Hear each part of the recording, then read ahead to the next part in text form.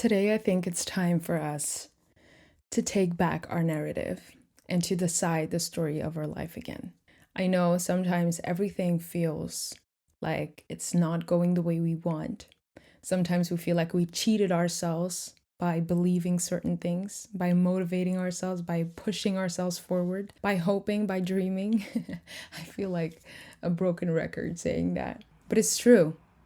We are surrounded, we live in a world where everyone has different stories, where everyone identifies themselves differently. Everyone has a different view on the world based on the journey and the life they've already walked and lived, based on the way they project themselves and they see themselves through the eyes of others, based on the trauma they've lived, the things that hurt them, the things that make them feel loved. We all have a different idea of what is good and right, and we all have a different understanding of where the world is going to lead us.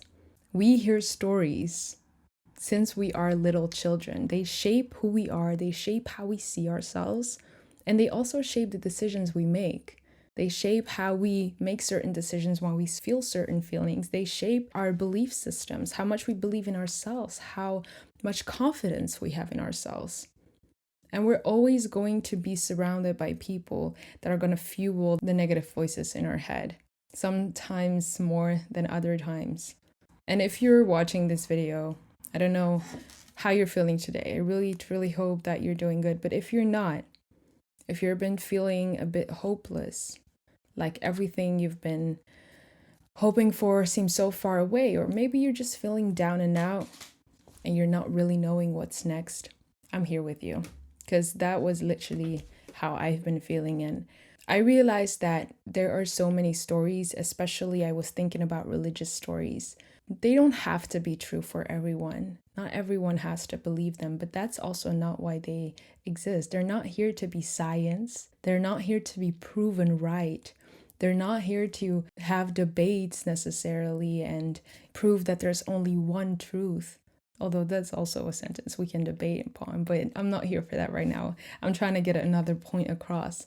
The point that stories are here for us to help us in these moments where nothing seems worthy, where everything seems hopeless, where we see no light at the end of the tunnel, where we don't know which way to go, where we feel like all our efforts were in vain and nothing we do would ever be good enough, or that we will never get to the point that we want to, or maybe that the fantasies we have in our head are just delusions and we are silly for believing them.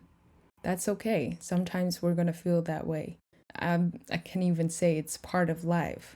It's part of transformation. It's part of us facing also the negative stories that we've been told since we were young by people, by media, by our surroundings, family, friends, by the way we have been treated by other people, making us feel like we're not deserving of love.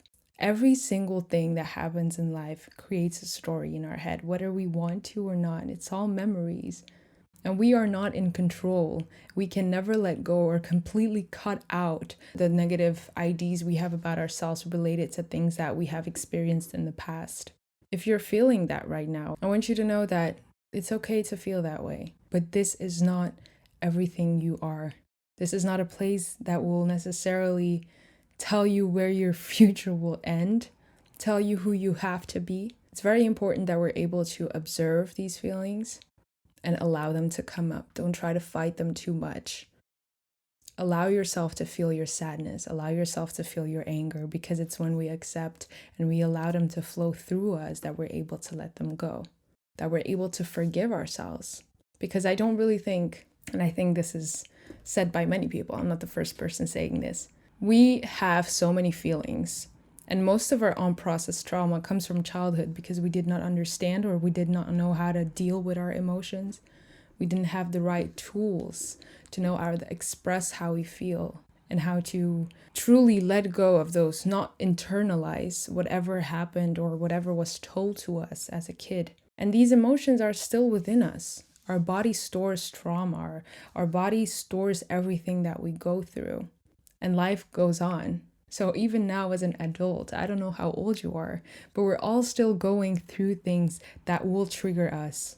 We encounter new people, new situations, new stories, accident, things like that, that trigger certain points, certain emotions in us that sometimes open the floodgates to emotions that we had locked in us for years and years and years. So sometimes something minor might happen or you think, this is not really that bad, like life is really good and I know how to handle myself and I've been through worse than this. Why is this making me feel so heavy? Or why am I so sad? Or why am I all of a sudden thinking so negative again? When sometimes we feel like we go backwards when something really messed up happens. But sometimes it's not necessarily the feelings of today you're feeling, but you are opening, the doors are opening for emotions of the past to also come through. That's why it's very important to, even when minor things go on, try not to suppress your emotions. Try not to make sense out of them. Emotions are not really here to be rationalized. They're just here to be felt. Though we can rationalize them and it can help. But as long as we don't feel through them, sit in them and let them go, they will only come up and accumulate. And sometimes a little thing can get us to snap, right? Now, the part that is also very important to me, and it's something that it's also a process, something that we have to train and you can get conscious on, and it's something that every time that you come into this position again, you can make the decision to change the narrative. I do suggest, yes, first allow yourself to feel everything, the negative emotions or what we deem negative. Allow yourself to sit, don't judge them too much. Also, something very important that we can practice is learning not to beat ourselves up for getting ourselves into situations that trigger those emotions. I know I guilt trip myself a lot and I feel very guilty sometimes, and I'm very hard on myself, honestly, when I make mistakes. You might relate to that. And so sometimes we beat ourselves up so hard because we put ourselves in a situation again, or we did something that we're not very proud of. We will still mess up. We will still be imperfect. We will still do things that maybe we might regret a little. But remember that we always do what we can and what we know. And sometimes it's just best to express yourself, allow yourself to be yourself, and forgive yourself for making you feel some type of way. Forgive yourself for not always being perfect. That is truly how you can let go and move forward as well. It's easier said than done, though, honestly. I'm still very much working on that. But today I want to remind you as well that whatever happened in your life recently or whatever feelings you're having today, this does not have to be a reflection of your future. I know it can be very scary when we are feeling down and out, when we feel like everything is falling away or we have to make very big decisions and we feel like there's no more security in life, a lot of things shaking itself up. It can be so scary at this point of disappointment, of a low, to invest in yourself again, to trust in yourself again, and to bet on yourself again. To say to yourself that you are still able to do this. To say to yourself that you know you're going to do this. There's no other choice than to be successful, than to move forward for this, than to find the courage to stand back up. We need the stories that tell us. We need the stories that provide hope when times are hopeless. We need the stories that show us that there's another side, that there's a light at the end of the tunnel and that the sun still will shine and that every single day the sun is going to come back up. Take this moment to let go of whatever has been holding you back and reconnect with your inner strength. Know that you are so capable and yesterday does not have to define tomorrow. You can be aware of your past, but do not let it define your future. You have all the possibilities still in front of you, truly. But the one thing you have to do is believe. And that's not something that anyone else can do for you.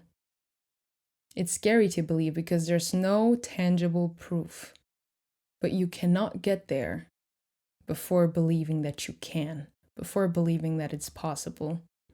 So, in the meantime, allow yourself the space. Don't worry too much. I would suggest focusing back on nurturing yourself. Try to find balance in your mental health, your physical health, your spiritual health, and your emotional health. What different ways that I try to do that is mental health, sometimes a digital detox, Look at how much time you've been doom scrolling, how much time you've been on your phone or on your computer, how much Netflix have you been watching, or HBO or streams or Disney, I don't know.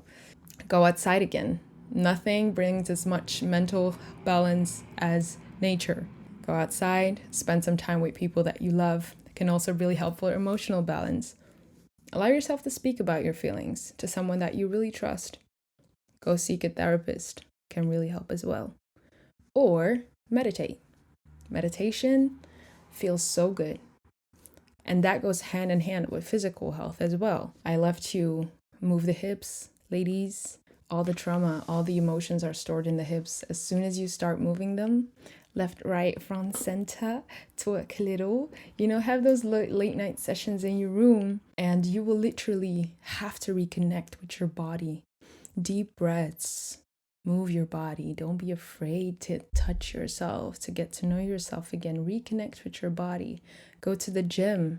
Get your muscles working. That's also a way to get your emotional and your mental health back in check, as everything is connected.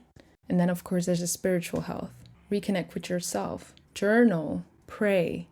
Do things that make you feel closer to God. Read the Bible. Those are beautiful stories that are promises from God that there is a better tomorrow, and that everything you do is not in vain, and that you are loved, that you are guided and protected, and that no weapon formed against you shall prosper. If you have God by your side, and if you believe in a higher power, if you have this belief, nothing is impossible. So refocus your energy on you.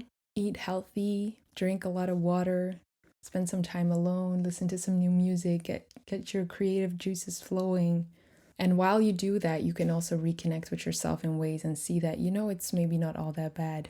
And you are capable of doing this. Sometimes it's in the silence that we find the courage, that we find the inspiration, the motivation that we need to get back moving forward. And that show us that everything that we have been going through was only preparing us for what's coming up next. Because now we're wiser, we're stronger, and we know how to handle things a bit better than we did yesterday. So give yourself a lot of grace and know that there's always better days ahead. I truly believe that the best is yet to come, even though that sometimes it doesn't feel like that. That was a little message that I felt like sharing, just trying to bring in some good energy. I know we've been going through a lot lately. July is really for the soft spots and the tender parts of our heart to be rediscovered. So yeah, now it's August and it's time for some fire energy. It's time for some newfound power. If you feel like anyone else could need this message, feel free to share. And otherwise, I hope to see you in the next video. Bye.